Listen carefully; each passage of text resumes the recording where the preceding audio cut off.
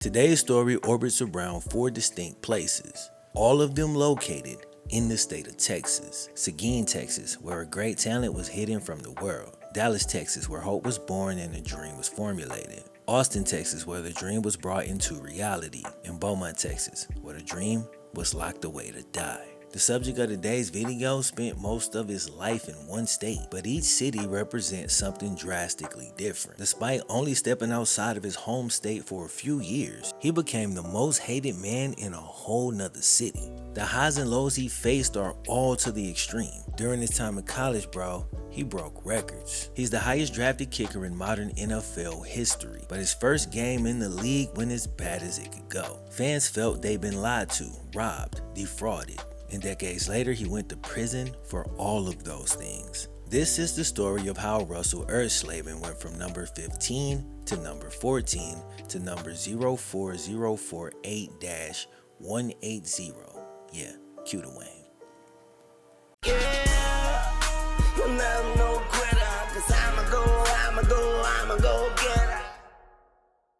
Pun intended, the story kicks off back in the 60s, in a small town between San Antonio and Austin, Texas. Seguin, Texas wasn't known as a football hotbed. It was actually best known for having the world's largest pecan. But it's also home to the NCAA record holder of the longest field goal made in FBS history. Some of the details around it make it a little bit murky. We'll dive into that later, but for a time he was him. As a kid, Russell Erxleben was naturally gifted. He played basketball, baseball. Dude could even play golf. In his small town, he could easily dominate in most sports, but couldn't see he was a big fish in a small pond. Due to that, he developed some really bad habits. He thought things would come easy and that he didn't have to work at them. According to his friends, he was a little bit of a show-off, but that's true of a lot of us when we're young and talented. When he was 9, Russell and his best friend Barry squeezed into an old Crown Vic with both of their families. Then they drove nearly 4 hours up to Dallas, Texas. That's when Russell found a dream he felt was worthy of his talents. Both Russell and Barry competed in the NFL's punt, pass, and kick national skills competition. In his age group, Russell actually made the semifinals, and his trademark confidence grew even more after that. He met NFL players from the Dallas Cowboys, and once he saw them up close, he knew what he wanted to do. Years later, his boy Barry was asked about that trip,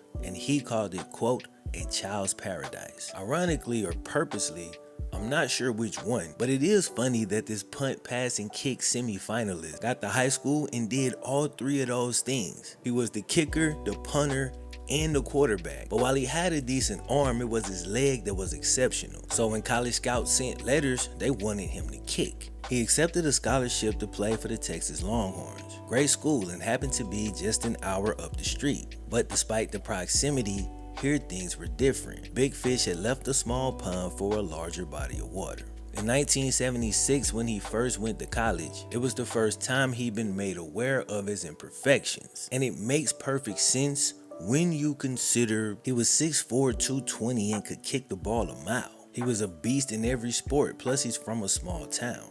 But despite the fact that his talent was unmistakable, based on what I'm reading, his attitude held him back. Okay, let me introduce you to Billy Sure Shot. Billy was a kicker at UT during the early 70s. A kicker with a name like Sure Shot? He's gotta be a dog. I hope you're curious, cause I was. Is the nickname accurate? So I didn't find the stats to authenticate the name, but here's a former Philadelphia Eagle describing playing with Billy in college. Billy had the greatest concentration of any kicker alive. He never let the crowd or any other interference take away from his laser concentration. I was also on the kicking team as an outside blocker, so I saw him in the huddle before each kick. I think if somebody had asked him his name in the huddle, he probably would have answered with right through the middle. Now I told you that side story for an actual reason. When Russell got there, old Sure Shot was now an assistant coach. After he retired, he was asked about his time coaching Russell, and he recalled the day he was assigned to coach Russell personally. One of the coaches sees Billy. He walks up to him and he says, "Hey Billy, you see that tall son of a buck down there?" Billy says, "Yes sir." The coach says, "He's all yours." Billy's thinking, why he say it like that? He asks the coach, "What's the deal?" The coach looks at Billy and says, "You'll find out." Then he waves over his shoulder and walks smooth off.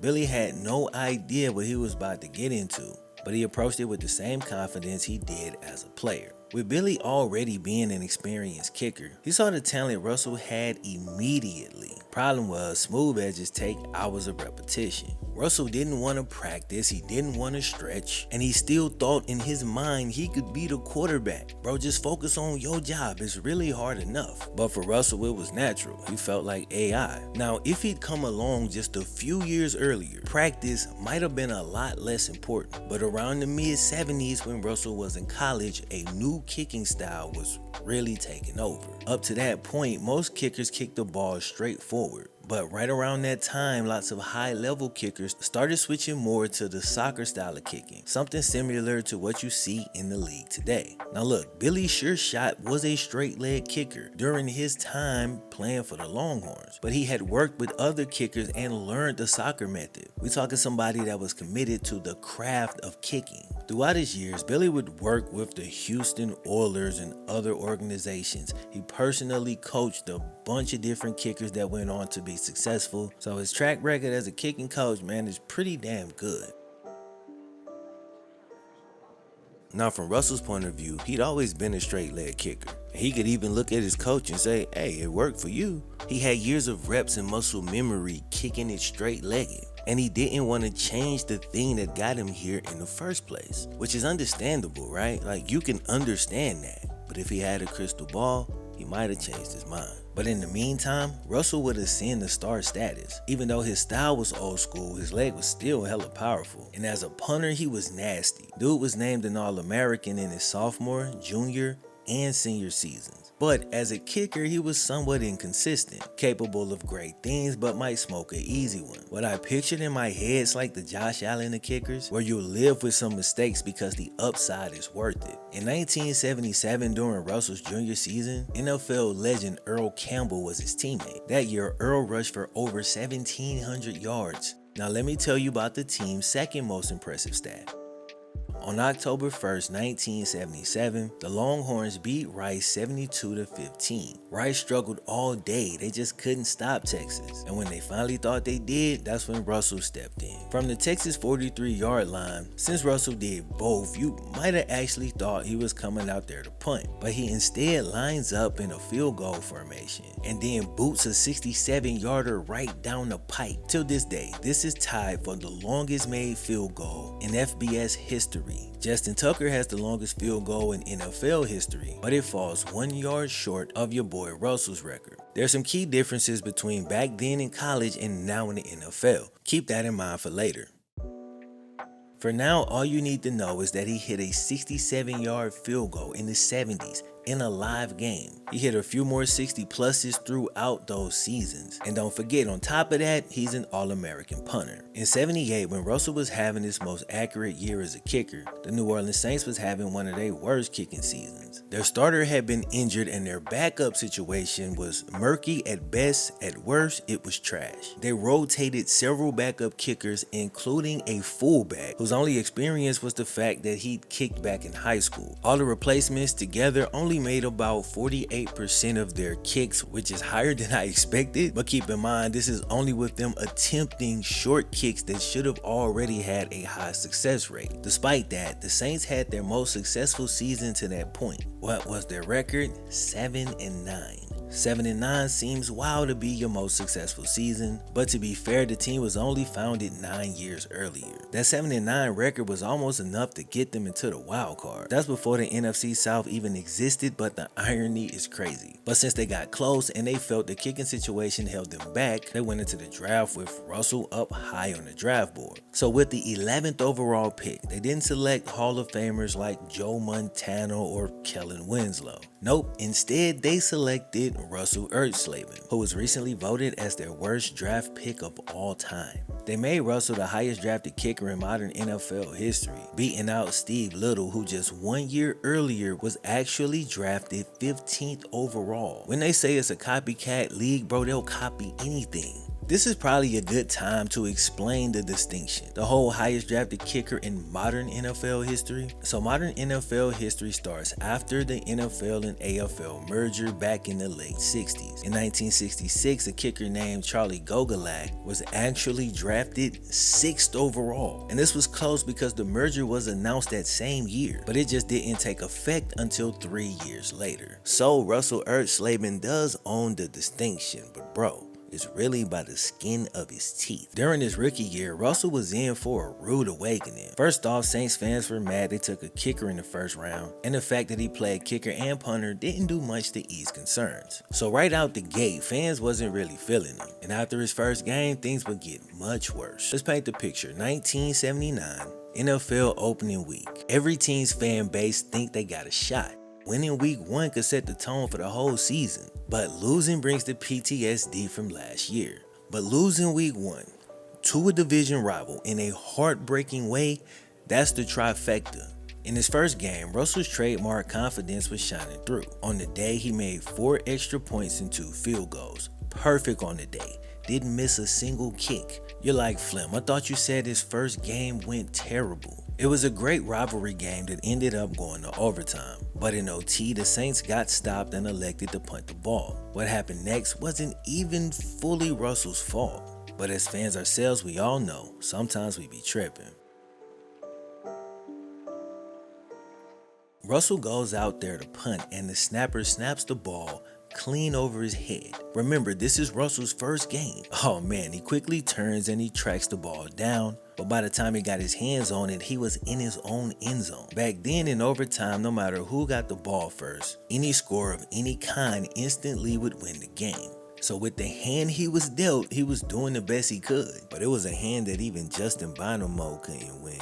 He saved the ball from rolling into the end zone for a safety. But when he turns around, this Falcon player's in his face. He doesn't know what to do, and unfortunately he panics. So he kind of tosses the ball to no one in particular. A defender easily catches it and walks into the end zone. Game over. They lost, and Russell was the last one with the ball. This was the Saints fans' very first impression of their kicker, and not just any kicker, their first round kicker. Now again, I don't know what they expected from this man. If he takes the safety, they still lose the game. I guess maybe he had time to try to quickly get the punt off, but this is a rough hand to be dealt in your very first game. It's one game. Matter of fact, bro, it's just week 1. By week 3, everybody will have forgotten this ever happened. That next week, Russell was finally ready to take practice serious, but all them years of not stretching might have caught up to him. In the next practice, Russell injured his groin. It landed him on IR. He missed the rest of the season. This made the fans even madder because not only did you blow the first pick on a kicker/punter, but bro, he then comes in and loses them the game, then instantly gets hurt and doesn't play the rest of the year. So not only did you pretty much waste your first round pick, but now you back to watching fullbacks smoke easy field goals. The Saints go 2-14. Next season rolls around, and the San Francisco 49ers come rolling into town. Midway through the fourth quarter, the Saints was down 3. They call on Russell. He goes out and hits a 37-yarder. Ties the game, but the 49ers kicker then answers. Not a problem. Archie Manning gets the Saints back in field goal range. But this time, Russell not only misses the kick, he shanks it, bro. Like he doesn't come close. Now he had a snap go over his head, which was out of his control. And the next time he's on the field, he misses the game-tying field goal. For a normal kicker or punter, this is not the end of the world. But for a top 15 pick, his reaction says it all.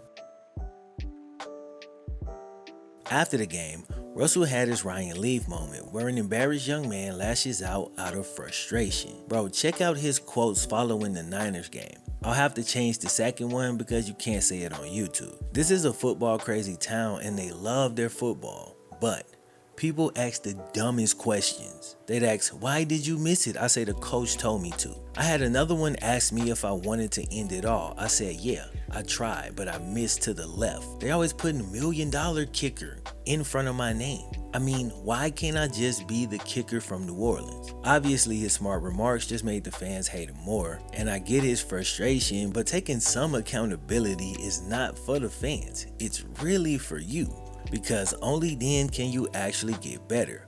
Both of the miscues that he had in these games could have really been worked out if he approached practice differently. You drill this over and over again, so that in the game you know exactly what to do in this situation. And you're gonna miss kicks. I mean, that's just gonna happen. But don't get mad at the fans, bro. You get paid to make the kick, not to miss them. After that, a lot of the hyper-confident kid that showed off back in Seguin disappeared without a trace. He just couldn't perform the first round expectations. In 1980, he only made 40% of his field goals. Remember I told you, bro, the linebackers and all the replacement kickers, they made 48%. So percentage-wise, he did worse than them. Now to be fair, I'm sure he's kicking more difficult attempts, and oddly for a first round kicker, he didn't have a lot of attempts. His percentage probably would have normalized if he actually kept kicking. But in year 2, he went to the coach and asked if he could only punt. And what do fans hate even more than a first round kicker? Yeah, a first round punter. If you're gonna have a first round punter, he better at least be a Pro Bowler. At the very least, be one of the best in the league. But in his first season as a full-time punter, Russell ranked 21st in yards per punt. So maybe his consistency's not great, but he still had a strong leg. Every now and then he probably punted the ball hella far, right? But when it comes to his longest punt during that 81 season, he once again ranked way down in the 20s. Punts inside the 20-yard line, ranked in the 20s. My dude was near the bottom in every single statistical category. Then finally, his 4th season, bro, 1982. He had the best punting season of his NFL career. He nearly ranked top 5 in yards per punt. But when it came to putting it inside the 20, he was one of the league's worst. It had been a really short, really miserable career. But before he walked away, he had to put a stamp on it. But when you look at his first game versus his very last game, the only way I can describe it is poetic injustice. I mean, the parallels are crazy. His initial big mistake was first game of the season. His final big mistake, last game of the season. The fact that somebody else had to mess up their job to shine a light on Russell. And like the first catastrophe, it wasn't fully his fault. Last game of the season, 1983. The Saints, whose previous best record was 7-9, now they were 8-7, only one game away from the first playoff berth in their franchise's history. During the game, Russell goes out on the field, punts the ball, and a few seconds later notices no one's tackling the return man. The return man was Henry Ellert, a 5'11", 180-pound receiver running full speed at Russell. A touchdown-saving tackle could be the big play he needed to finally get some of the fans on his side. Now remember, Russell is 6'4", 220, so making this play is theoretically possible. Now given the fact that Russell didn't like to practice his kicking, there's no way I can believe he was practicing his tackling. But again, this situation presents itself when you're a punter. So while it doesn't happen all the time, you want to try to be prepared for it. Russell stares at Ellert, sizes him up, and then he whiffs on the tackle like most punters do. But when the fan base hates you and you have a chance at redemption, failure in that moment will be magnified. After Ellert easily scores, Russell was still on the ground. And bro, he actually had to be carted off the field. As he's laying on the cart in complete agony, all he heard in surround sound was a cascade of boos. And that was it. That was the end of a lifelong dream. Things couldn't have gone worse for the first round pick. Dude was drafted by the Saints at just 22 years old. And at that young age, he experienced the worst failures of his life. So time passes, and at 30, he tries to make a comeback. He wants to punt for the Lions, but gets cut in preseason. Outside of maybe a lack of proper work habits, not to mention an antiquated, less effective kicking style. I tried to use deductive reasoning to answer a simple question. What else could make things so hard for Russell in the league? In college, dude had made a 67-yarder and several other 60-plus yard field goals. Russell wasn't always the most accurate, but at the very least, man, his power made him valuable. But in the league, his longest field goal was 38 yards. To be fair, he didn't actually attempt a ton of field goals, but what happened? Why the fall off when he got to the NFL? How did he go from All-American to all-time bust? When Russell was in college, they used a kicking tee. Not the one you see on kickoffs, one more like this. They actually used to allow kickers to use these on field goals. But does it really make a difference? Well, I asked the expert. This is Youngway Coop, an NFL Pro Bowl kicker who less than a month ago for a brief time passed Justin Tucker as the most accurate kicker in NFL history. If you competing in that tier, then clearly you that dude. A few years back, I did a video on Youngway's journey, and he actually messaged me saying how much he enjoyed it. So 3 years later, man, I figured who better to ask a question about anything that has to do with kicking. I said, do you have any knowledge of the old school kicking tees? The ones they used for college field goals back in the day. Have you ever seen one? Have you ever used one? And if so, does it make kicking easier? Youngway responds, those big blocks, yeah, I've used them. It makes things a lot easier. The ball goes further and higher. It's like putting a golf ball on the tee versus hitting a ball off the ground. Shout out to Youngway for the insight. You really helped me out a lot. For me, hearing that from Youngway was really all I needed. But just to be thorough, I got some numbers for you. In college football during the 1970s, when kicking tees were still permitted on field goal attempts, 3 different college kickers hit 67-yarders. Since getting rid of those tees, no college kickers made 1 cent. In 1976, just 1 year before Russell's famous 67-yard field goal, which like I've said is an FBS record, an FCS kicker at Abilene Christian actually did it better. Using a tee, he hit a 69-yarder. So was he better than Justin Tucker, or did the tee make the difference? The answer is pretty clear, but that wasn't the only thing. Remember I said there's some key differences between back then in college and now in the NFL. Keep that in mind for later. This is later. The field goal post that Russell used in college was 5 feet wider than the one in the NFL. In '91, they shrunk the college post to match the NFL, but Russell obviously left college way before that happened. Now, I also said, if he'd come along just a few years earlier, practice might have been a lot less important. But around the mid-70s, when Russell was in college, a new kicking style was really taking over. Based on that, you understand Russell's timing was pretty bad, but you probably don't realize how truly unlucky he was. You ever seen these crazy clips from classic NFL football where they got the damn goal post in the middle of the end zone? They eventually changed this for obvious reasons, but it was like that for decades, which put the post 10 yards closer. The closer the field goal post, the easier the kicks. And since the league started, most kickers were able to take advantage of this. They didn't move the post until 1974, just a few years before Russell's arrival. Bro, that same year they raised the crossbar from 20 feet to 30 feet. So everything got harder right before he got drafted. I think when Russell went to the league and he lost that kicking tee, that obviously hurt him, but I also think it's possible that his straight on kicking style exacerbated the issue. On top of that, field goals were going through a metamorphosis during the very years when Russell was trying to make his mark. Now, other kickers made the transition, so it wasn't impossible, but it's wild when you look at all the factors involved. By Russell's 4th year, the Saints had finally had enough. They picked up a young kicker named Morten Andersen. Now, if you my age, thinking of Morten Andersen as a young kicker might just seem kinda crazy. I remember Morten as that one cold kicker who still used the face mask from the damn 50s. But just a few years after Russell was the highest drafted kicker, the Saints doubled back to replace him with Morten. Morten stayed with the Saints from 1982 all the way till 1994. He made 6 All-Pros, 7 Pro Bowls. He was so good for so long that he actually made 2 all-decade teams, bro, the 80s and 90s. That's one of them stats that's like, I don't think I've ever seen that. 2 all-decade teams? Wait, let's get back to Russell. After the NFL, Russell really wasn't sure where to turn, so he went back to the place where he'd always been successful. He returned to Austin, Texas, became a financial advisor. In '96, he actually founded Austin Forex International. Like his football career, things started out great,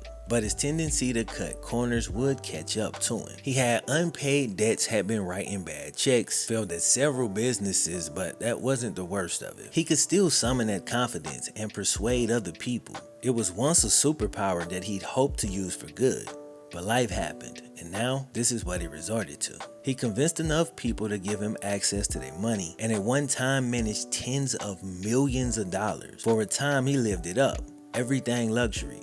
Nightclubs, women, a skybox at Texas games. But eventually the IRS figured out his company wasn't actually making the crazy profits that they claimed. Like his kicking style, the scheme he ran was an antiquated one, and one of the oldest tricks in the book, a classic Ponzi scheme. Basically, he talked all of these people into investing in his company, then used that money to convince more people to invest. He'd use money from new investors to pay the old investors, and they're thinking that their money is actually growing. So now the old investors spread the word about the money that they get. He gets more new investors and uses that money to now double back and pay the previous wave of investors, and you just keep rolling with that until you crash and burn. This man was conning former friends, family, and teammates. They see these nice things and want to know where's the money coming from.